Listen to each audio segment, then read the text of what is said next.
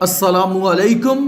آج کی اس ویڈیو میں بات کریں گے ایک ایسی لڑکی کی کہ جب وہ مری اور اس کی لاش کو دفن کیا جانے لگا تو کیا دیکھا کہ ایک خوفناک سانپ اس کی قبر میں بیٹھا اس لڑکی کا انتظار کر رہا ہے۔ عبرت حاصل کرنے کے لیے اس ویڈیو کو پورا ضرور دیکھیں، اور اگر یہ ویڈیو پسند آئے تو کمنٹ میں استغفار لکھ کر اللہ کی قدرت چینل کو سبسکرائب کر دیں۔ شکریہ۔ ایک دفعہ کا واقعہ ہے، کسی جگہ ایک نوجوان لڑکی کا انتقال ہو گیا۔ اس کی لاش کو غسل دیا گیا اور کفن پہنانے کے بعد نماز جنازہ پڑھی گئی اور اس کی قبر کی کھدائی کا کام بھی مکمل ہو گیا۔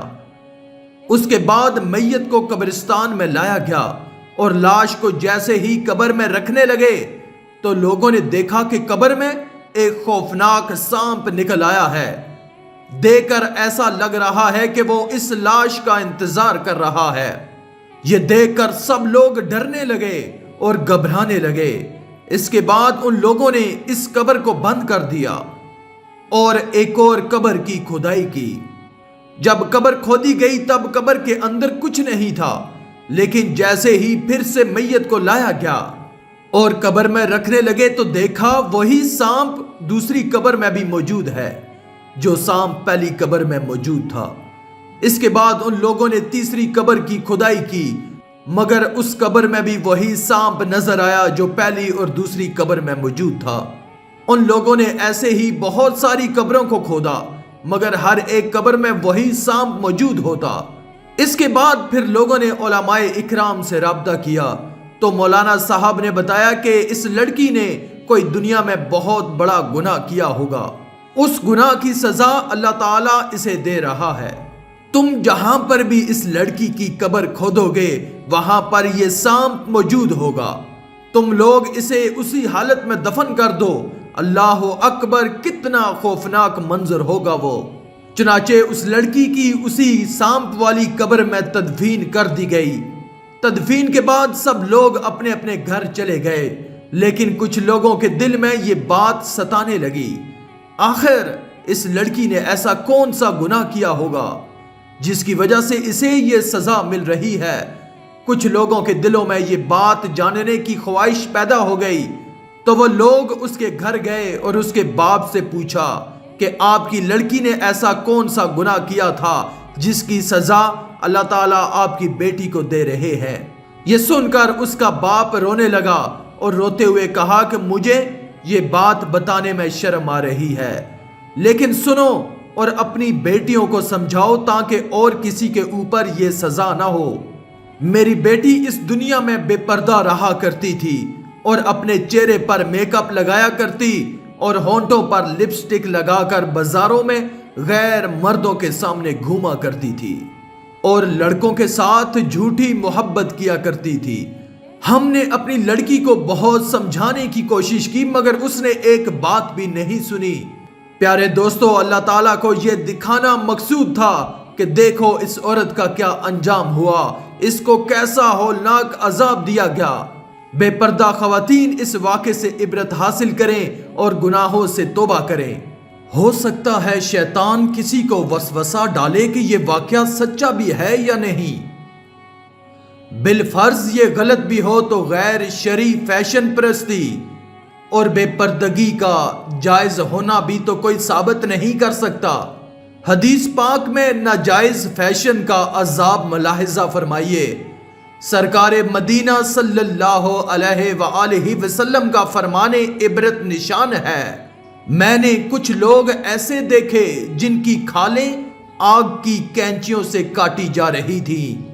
میرے استفسار پر بتایا گیا کہ یہ وہ لوگ ہیں جو ناجائز اشیاء سے زینت حاصل کرتے تھے، اور میں نے ایک گڑھا بھی دیکھا جس میں سے چیخو پکار کی آوازیں آ رہی تھیں۔ میرے دریافت کرنے پر بتایا گیا کہ یہ وہ عورتیں ہیں جو ناجائز اشیاء کے ذریعے زینت کیا کرتی تھیں۔ یاد رکھیے، نیل پالش کی تہ ناخنوں پر جم جاتی ہے، لہٰذا ایسی حالت میں وضو کرنے سے نہ وضو ہوتا ہے نہ نہانے سے غسل اترتا ہے۔ جب وضو و غسل نہ ہو تو نماز بھی نہیں ہوتی۔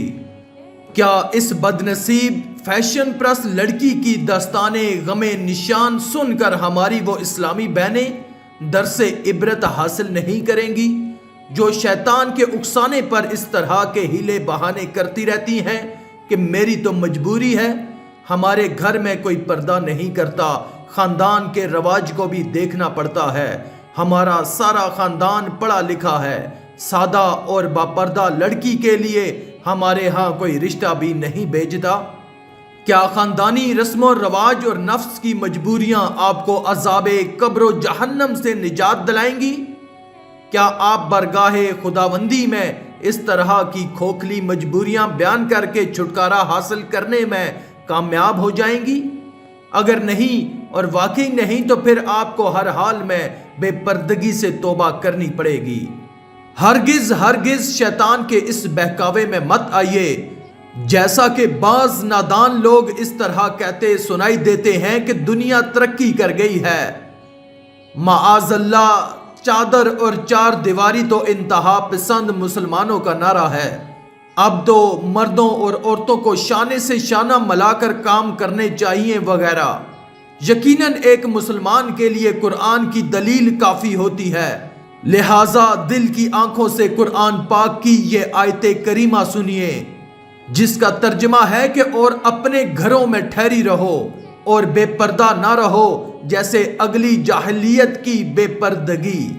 بازاروں اور شاپنگ سینٹروں میں بے پردگی کے ساتھ آنے جانے والیوں، خود کو مخلوط تفریح گاہوں کی زینت بنانے والوں، مخلوط تعلیمی اداروں میں تعلیم پانے والیوں، سکولوں اور کالجوں میں نامحرم استادوں سے پڑھنے اور نامحرموں کو پڑھانے والیوں، دفتروں، کارخانوں، شفا خانوں اور مختلف اداروں میں مردوں کے ساتھ بے پردہ یا خلوت یعنی تنہائی میں یا اندیشہ فتنہ ہونے کے باوجود مل جل کر کام کرنے والیوں کو دعوت فکر دے رہے ہیں۔ دوستو، اور موت کا مزہ تو ہر ایک نے چکھنا ہے اور قبر کی اندھیری کوٹھڑی میں ضرور جانا ہے، لیکن ہم لوگ اس دنیا کی رنگینیوں میں اس قدر مگن ہو گئے ہیں کہ قبر کو بھول گئے۔ لیکن قبر ہمیں نہیں بھولی، قبر ہمیں ہر وقت یاد کرتی ہے۔ دنیا میں اگر ہمیں مچھر بھی کاٹ لے تو ہم سے برداشت نہیں ہوتا، تو اگر ہماری قبروں میں سانپ اور بچھوؤں نے ڈیرے ڈال لیے تو ہم کیسے برداشت کریں گے؟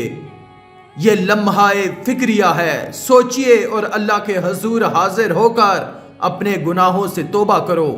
بے شک میرا اللہ بڑا مہربان اور نہایت رحم والا ہے، وہ ہمیں ضرور معاف فرمائے گا۔ آج کی اس ویڈیو میں تھا بس اتنا ہی۔ مزید اسلامی ویڈیوز حاصل کرنے کے لیے اللہ کی قدرت چینل کو سبسکرائب کر دیں اور ساتھ میں موجود بیل کے آئیکن کو دبا کر آل پر کلک کر دیں۔ شکریہ۔